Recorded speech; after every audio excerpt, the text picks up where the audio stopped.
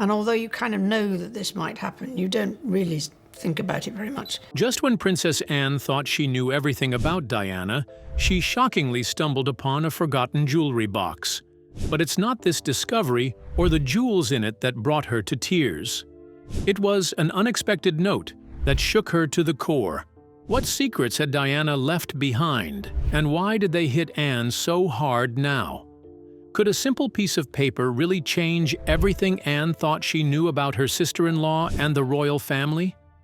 Join us as we reveal why Princess Anne broke down in tears after finding a note in Princess Diana's jewelry box. The attic discovery. When Princess Anne climbed the narrow stairs to the attic at Balmoral, she only planned to look for her father's old sketchbooks. Nothing more. When Anne got to the doorway, she stopped to observe. The white walls had turned yellow with age, and the shiny brass doorknobs of long ago were now dull. Even so, the attic felt alive, like it was holding on to memories it did not wish to share. Around the walls, there were old trunks and covered chairs arranged in neat rows with white sheets draped over them like ghostly blankets. No one had touched them for years. Anne kept walking, remembering days when this space was full of laughter and chatter, when summers stretched endlessly and life felt simpler. She remembered how Diana sometimes escaped to corners like this, away from cameras and the noise of royal life. After Diana's death, Anne had thought all her belongings were removed. Yet here stood something that felt untouched for decades. But then, there was something across the room, and unlike everything else, it wasn't shiny or covered. Yet here stood something that felt untouched for decades. Anne pulled open the top drawer. Inside, soft velvet lined the bottom, worn smooth with age. A few small treasures lay inside, an antique brooch and a silver hairpin. They were royal pieces, and even after so much time, their beauty was unrivaled. Anne looked closer. Something about the drawer seemed wrong. The velvet lining didn't sit flat because one corner lifted ever so slightly. Her heart began to beat faster. Could something be hidden there? She slid a finger under the edge. The fabric lifted, and behold, beneath it, something was hidden. It was an envelope. It was cream-colored, unsealed, and the handwriting across the front was neat and familiar. Anne froze. She looked again at the neat, curved letters. 4 words stared back at her. It read, "To my sons and her." And in that moment, Anne knew she was about to read a piece of Diana's heart that had been frozen in time.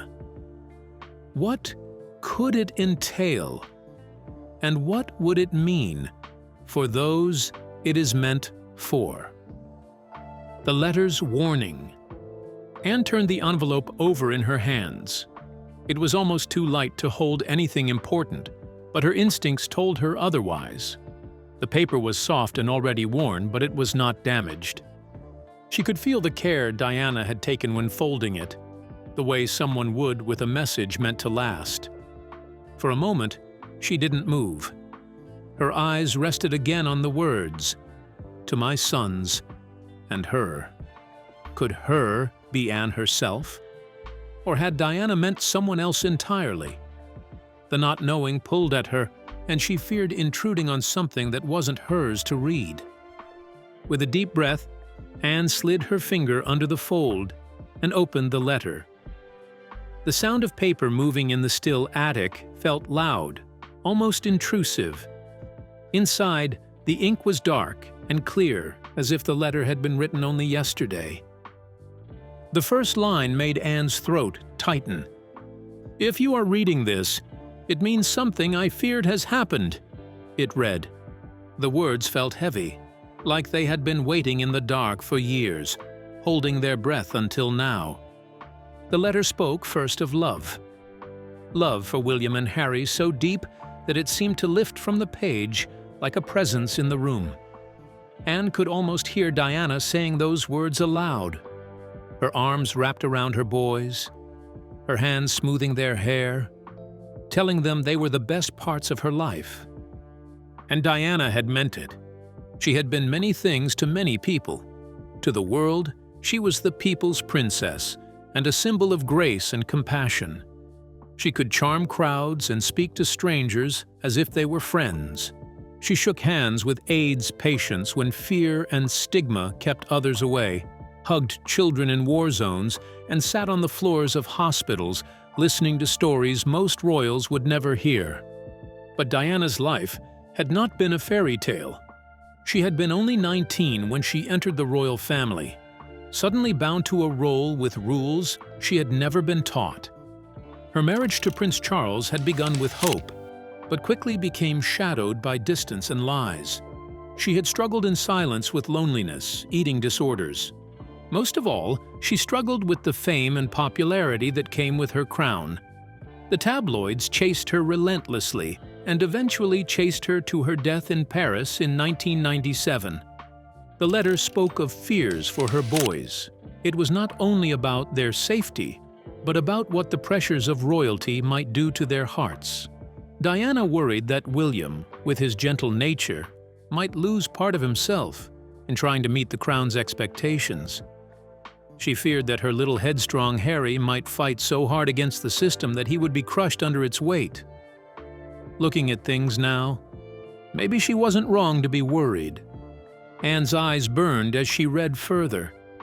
Diana described the loneliness of living behind palace walls and how the enforced silence could slowly hollow you out. She wrote about mistakes she had made, regrets she had. She hoped that someone someday would understand. Anne realized this letter had not been meant to hurt anyone. It was meant to tell the truth to just one person who might keep it safe until the time was right. But the person must be fully trusted by Diana. So who could that person be? The unexpected emotions. Then came the part that made Anne's heart stop. And to her, you found this. That means I trusted you to understand what others never could. Anne's pulse quickened. Was Diana speaking to her directly? They had never been close in the way some sisters-in-law were, but there had been an understanding between them. Anne had always respected Diana's independence, even when others thought her too emotional. In the letter, Diana went on. She said there were things she could never say aloud, not even to her sons, and that she needed a family member that was not stuck on titles to know the truth, especially because she was scared of what the institution would do to her boys if there was no love. Yet Anne had not been the watchful figure Diana hoped she would be. Not in the way Diana meant. Life had gone on after Diana's death, and the years had been filled with engagements and unending duty. She had seen the boys at family gatherings and spoken to them politely, but she had never stepped closer. She had told herself it wasn't her place. Now, with William standing as heir apparent and Harry estranged from the family, that reasoning felt like cowardice. Anne knew that in the public's eyes, William had successfully grown into the role by becoming disciplined and able to shoulder the future. But she could always see the pressure in his eyes and the way he had learned to guard his words so tightly that they almost never slipped. It was the kind of control that took years to build and cost something each day to keep. She knew it because she lived that kind of life too. Harry had chosen a different path. Or perhaps, Anne thought, the path had been chosen for him the moment he refused to fit the mold. The result was distance, not only from the family but from William. And that, more than anything, was what Diana had feared. Anne looked down at the letter again and saw the next sentence had been underlined twice. It read, "They must know they can still be brothers when the world tells them they cannot." Anne felt terribly guilty. She had never worked to keep that bond alive. She had stayed on the sidelines, telling herself it was not her responsibility to manage the relationship between two grown men. But they had not always been men, and there had been years when a word from her might have mattered, when she could have reminded them of who they were to each other, beyond titles and duty. It was easier, at the time, to stay silent, to believe that their bond was unbreakable, that no one could come between them. Now, she knew that silence didn't shatter things outrightly. It let them wear down, slowly, until, one day, the crack was visible to everyone. But Anne wondered why she was the one Diana trusted. And as if Diana knew that exact thought would pass through Anne's mind, the next paragraph in the letter was Anne's answer. Diana wrote, "If you ever doubt why I chose you, remember that day at Highgrove. You saw me. You didn't turn away. I trust you will see them the same way, even if they try to hide." Of course, Anne remembered the day. She had found Diana sitting outside on a bench wrapped in a shawl, her eyes red. It was after a loud argument with Charles, perhaps the last argument they had about the mistress. Anne had simply stood next to her for a moment, hands in her coat pockets. Diana had looked up and whispered, "It's all happening, isn't it?" Anne had only nodded, and they hadn't spoken of it again, until now, in this letter. Anne's eyes stung. She realized she had never truly understood how much that moment meant for Diana. Anne's throat tightened. She had reached the end of the letter. There was no closing line or signature, only a sudden stop, as if Diana had written until she could not go any further. But there was a final fold of the letters Anne had not opened, and what she'd find would absolutely touch her. What could it be, and how did it force emotions out of the royal steel? The treasure and its meaning. Anne lifted the last fold of the note and felt something under it. Inside a silk pouch was a pearl necklace. It had 3 strands and a small gold clasp shaped like a teardrop. It was not part of the royal collection. The pearls were smooth and cool. They felt worn from use. Anne read the last part of the letter. "This necklace isn't just mine," Diana had written. "It was given to me when I had nothing left. He gave it to me for who I was in private, not for who I was to the world. It was the first time in years I felt seen." Anne paused. Diana had not named him, but Anne knew. People had whispered about Diana's life outside the family. Anne had never joined those talks. The pearls were not about romance. They were about Diana finding herself again, and by placing them in the box. It meant Diana wanted someone to understand her and not judge her. Anne's eyes watered. She rarely cried, but here was Diana's voice, without gossip or lies. The letter continued, "If you are holding this, you were never as distant as they said. You were the only one strong enough not to pretend. I give this to you to carry, to remember, and to heal what was broken in both of us." Anne held the pearls in her palm and then pressed them to her chest, and then the tears began to fall.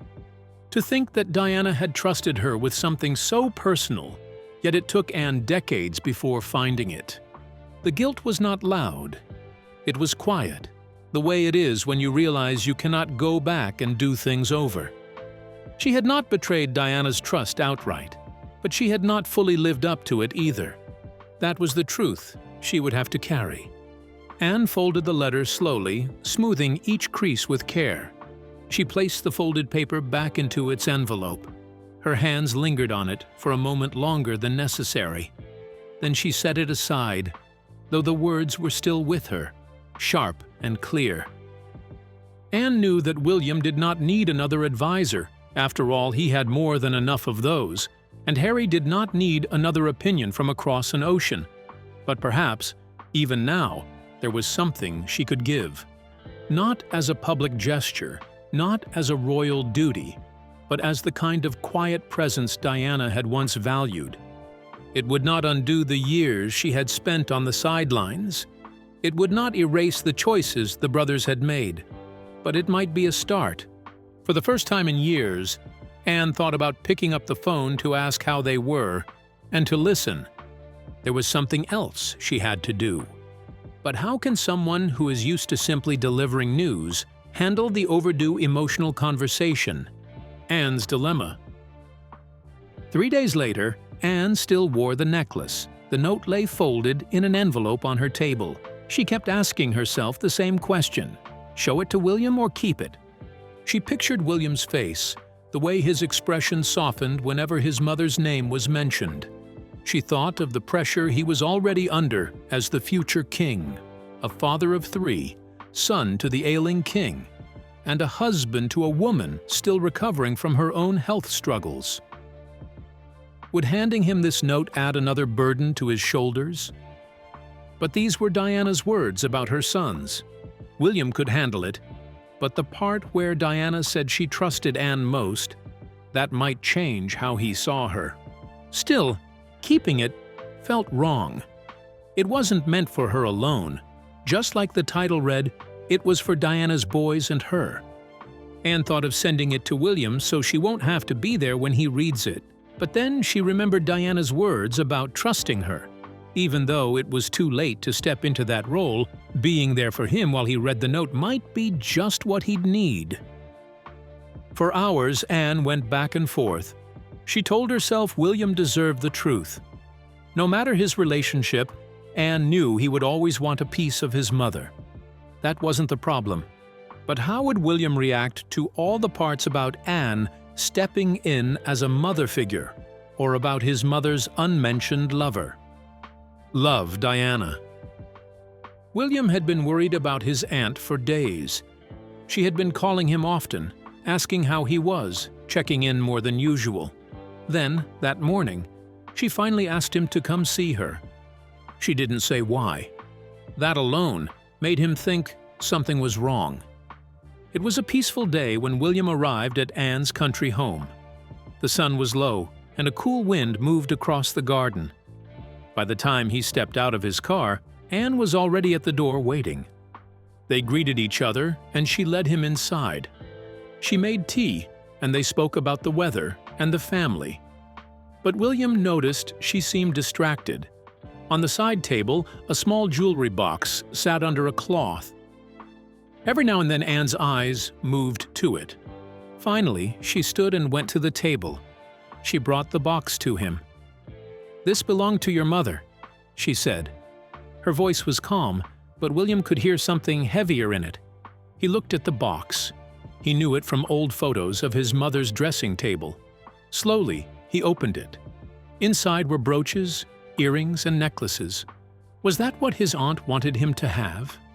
He looked at Anne, and she told him to lift the velvet tray. Underneath was a folded piece of paper. William hesitated, then took it out. He unfolded it carefully. The handwriting was his mother's, neat, flowing, and instantly familiar. He began to read. They were words he never heard his mother say, and they spoke of feelings he thought she never had.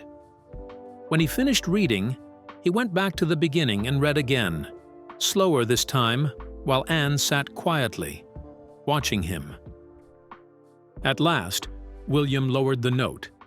He told Anne that he had no idea that his mother had written it. Anne nodded in agreement, and they remained in silence.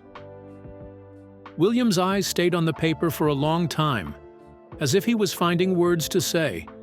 Then he looked up at Anne and told her not to feel guilty for not being there for him and his brother. To him, Anne did what she could, and he appreciated her for backing him in royal politics.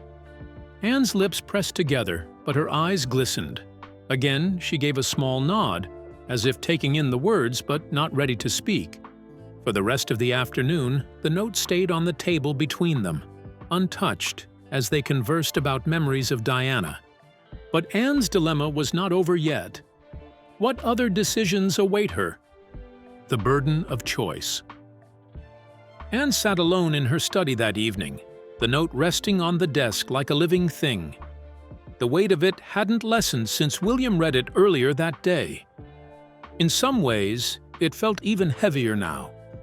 Her mind turned first to King Charles, her brother. Anne wondered if Charles should see Diana's most private thoughts. Would the note give him peace? Or would it open an old wound that had been closed for decades? Even if imperfectly, Charles had lived through years of judgment and blame. His marriage to Diana had ended in pain, and their divorce had been played out in headlines. Anne knew her brother had learned to protect himself by keeping the past behind him. He had built walls around his feelings, not to hide from duty, but to survive it. But the note was not rumor or gossip. If Charles saw it, he might read it as an act of trust from the woman he had once loved and hurt in equal measure. Or he might see it as a reminder of what could never be fixed. It could give him a final piece of her story, or it could burden him with regrets he could not undo. Her thoughts shifted to Harry, the younger son, the boy who had followed his mother's coffin while the world watched in silence. Of the two brothers, he had spoken most openly about his grief. He had carried it into adulthood and into choices that had distanced him from the family. Harry might take the note as proof of the love his mother had for him, and also proof that his mother had warned them in ways no one in the family would agree to. But Anne also feared the other side of that truth. The words could deepen his anger toward the institution and toward his father. They could strengthen the belief that the past had been mishandled, that it could have been different. Anne pressed her fingers to her temples. She had been called the steel of the family for years, due to how she could be trusted to tell the truth no matter what. Yet this was different, because this was not a matter of duty. It was about the hearts of the people she cared for. She pictured Charles receiving the note, his face pale, his breath caught. She imagined him folding it away quickly, unwilling to let anyone see the change in his expression. She imagined Harry reading it, his eyes lighting first with recognition, then clouding with hurt. In both visions, the note no longer felt like a gift from the past. It felt like something that could cut, something sharp and dangerous, even though it had been written with love. It was both a treasure and a burden. Anne understood that once shown, it could never be taken back. The knowledge would be theirs forever, shaping thoughts and feelings in ways no one could control. Anne knew she couldn't decide in haste. The note stayed locked away in her desk drawer, the key tucked into her pocket. For now, she will keep it a secret, but she also knew secrets had a way of finding their own path into the light. How do you think this note stayed hidden for so long? If you were in Anne's shoes, would you share Diana's note with her sons, or keep it to yourself? Share your thoughts with us in the comments section. Remember to like, share, and subscribe for more. Also, click the next video showing on your screen. You will enjoy it.